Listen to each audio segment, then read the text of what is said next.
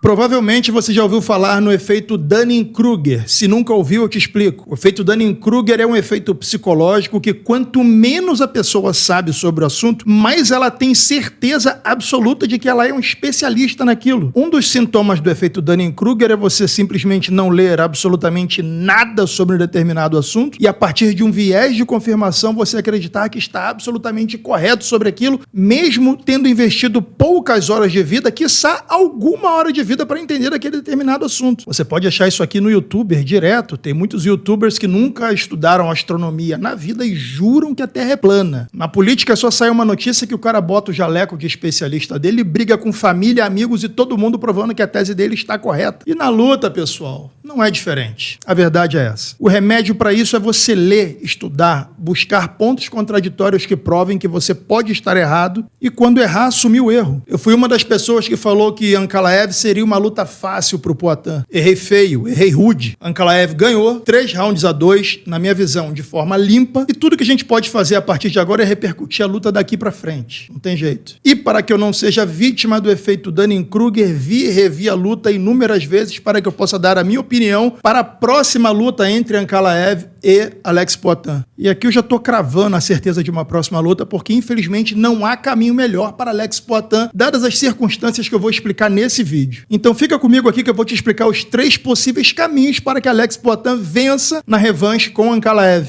E ó, só para garantir que eu não tô sob efeito Dunning-Kruger, eu tô dizendo que essa é só a minha opinião, pode ser que nada disso aqui valha para o Alex Poatan, beleza? Pessoal, nós vimos no sábado a luta, não gostamos do resultado, mas tem alguns pontos que a gente tem que observar e admitir que poderiam ter sido melhores. E aqui eu tô falando de ajuste tático, não há ajuste técnico a ser feito, porque a técnica o Poatan detém. Todas as pessoas que já treinaram com Alex falam a mesma coisa, o cara é uma esponja, se você ensina pra ele, ele aprende e no mesmo treino já tá executando com perfeição aquilo que foi ensinado. Tanto que nós vimos o Ankalaev, que é ali o grappler por excelência, teoricamente, investir em 12 quedas ao longo dos 5 rounds. E das 12 tentativas de queda, ele conseguiu converter um total de 0 quedas no Alex Poatan, que veio muito pronto, muito preparado para suportar o wrestling do daguestanês. Galera, o ponto aqui é que o jogo é MMA, não é o wrestling. Ele não precisa derrubar em toda tentativa de queda para que ele possa chegar no objetivo dele, que é vencer a luta. O Ankalaev tinha o objetivo de trocar golpes com Alex Poatan, correndo pouco perigo, e ele conseguiu fazer isso. A partir de algumas fintas, a partir daquelas ameaças de trocar o nível, mas sem trocar o nível, e principalmente encurralando o Alex, fazendo pela primeira vez o Alex andar para trás na maior parte do tempo durante a luta. Então, dado que cada um tem uma percepção sobre a luta, na minha percepção existem 3 pontos chaves que o Alex Poatan precisa trabalhar de forma tática para que ele consiga lograr êxito no próximo encontro com o Ankalaev. Ajuste número 1, a potência dos golpes.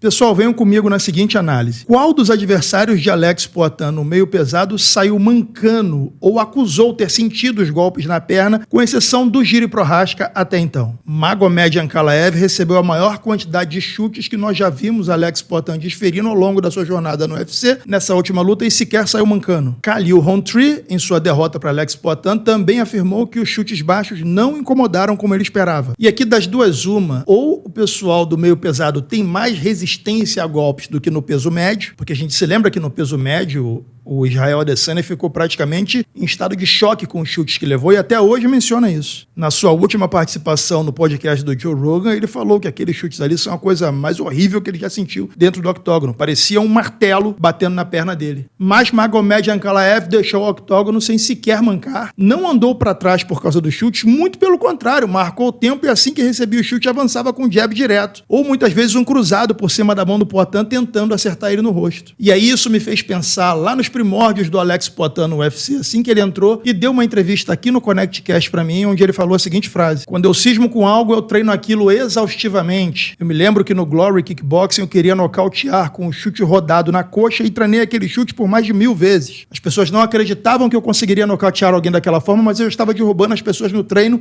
e conseguia executar isso no Glory. Será que o Alex Poatan tá treinando aquele chute baixo mais de 1000 vezes, todos os dias, pra chegar ali com um machado tão afiado quanto foi nos médios? E aqui eu não tô falando que é por preguiça ou por displicência, não. Aqui eu tô falando porque MMA é um esporte de cobertor curto. Se você treina muito para defender as quedas do seu adversário e investe a maior parte do tempo fazendo isso, alguma coisa vai ficar de fora. E a maior armadilha mora aqui. Muitas vezes aquilo que você faz da melhor forma possível é o que fica de fora, porque você acredita que já tem lastro suficiente para dominar aquilo a ponto do seu adversário, por mais que treine, não consiga frear todo o ímpeto dos anos de kickboxing, no caso do Poatan, que ele possui. Pessoal, há 3 anos conversando com os melhores desse game, eu ouvi de vários deles, incluindo Pedro Rizzo, Demian Maia e etc. Você pode ser o melhor no que você faz. Se você não treinar aquilo exaustivamente, você não irá executar aquilo na luta. Vimos isso quando Demian Maia acreditava que o seu jiu-jitsu era melhor do que da maioria dos adversários, e de fato era. Empenhou uma empreitada no boxe de maneira massiva, e quando chegou no octógono, o jiu-jitsu não surgia de jeito nenhum. A luta dele com Chris Weidman foi um retrato disso. Então, se eu pudesse dar a primeira sugestão para o próximo encontro de Alex Poatan com Ankalaev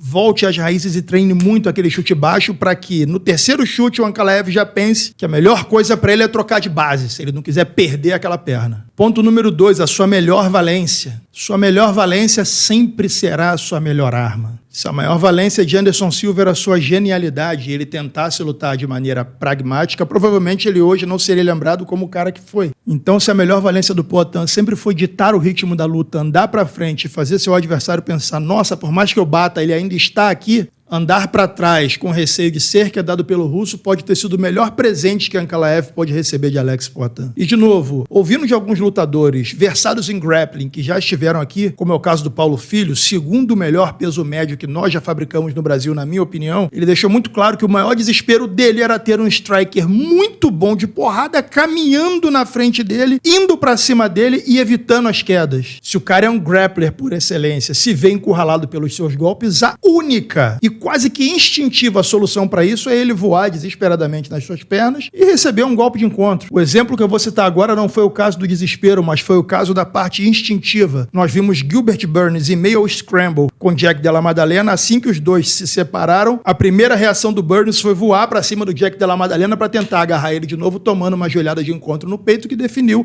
a luta entre eles. Eu acho que se o Alex Poatan incorporar uma tática à la José Aldo, que seja quem for o grappler à frente e continuar andando para colocar sua mão e seus chutes em cima do Ankalaev, sinceramente acredito muito que o resultado vai ser diferente. Até porque hoje Alex Poatan já sabe que tem base o suficiente para suportar todas as investidas de quedas do daguestanês. Ele, ao contrário de Khamzat Chimaev, não é um cara que voa no seu calcanhar, não é o cara que tem uma investida em quedas quase que indefensável. Muito pelo contrário, o índice de sucesso dele em quedas é baixo e continua baixo. Foi praticamente zero. Praticamente não, totalmente zero contra Alex Poatan. Então vamos lá, vamos supor que o caso de Alex Poatan andar para frente vai dar ao russo a possibilidade de converter 2 quedas. Ele tem controle e força suficiente para manter Alex no chão? Eu acredito que não. O Poatan mostrou uma habilidade em grappling muito melhor do que a esperada por muitos fãs nessa última luta. E acho até que isso vai dar mais confiança para que ele marche para frente e execute seu plano original, que vem dando certo ao longo de toda a sua carreira no UFC. Ponto tático número 3, mentalidade. Aqui eu acho que o Poatan sobra. O cara vem de um histórico de inúmeras lutas de kickboxing.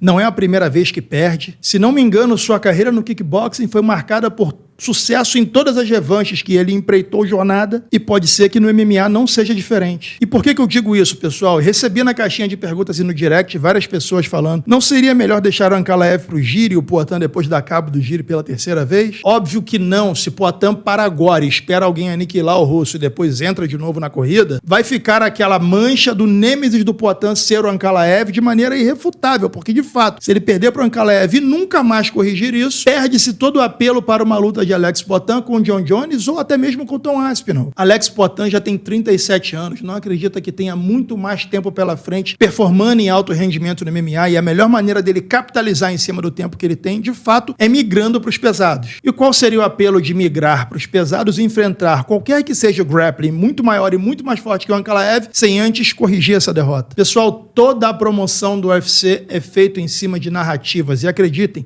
a narrativa para que essa revanche seja feita será ainda maior e terá um apelo muito maior do que desse primeiro encontro. Afinal de contas, ao derrotar Alex Poitin, Ankalaev rouba para si um pouco da notoriedade do ex-campeão, torna-se o principal algoz do maior astro do UFC no momento e a próxima luta fica com aquele gosto de tudo ou nada, exatamente da mesma forma que foi Alex Poitin versus Israel Adesanya. Em conversa hoje com Alex Poitin pelo WhatsApp, ele mandou uma mensagem dizendo: não tenho desculpas a dar e não darei desculpas, perdi e vamos pra cima, vamos pegar esse cara. Então, por mais que ele tenha reclamado de algumas coisas no calor do momento da luta ali em cima do octógono, o cara já não tá passando por isso desde ontem, é há muito tempo. Então, repito, sem choro nem vela, não tem do que reclamar, agora é a gente torcer e imaginar como será essa próxima luta, onde será e quando. Porque, inevitavelmente, para que a gente mantenha a chama acesa, Ankalaev e Alex Poitin terão que se reencontrar mais uma vez no octógono. Galera, essa é a minha opinião sobre o último UFC. Quero saber a sua. Deixa aqui nos comentários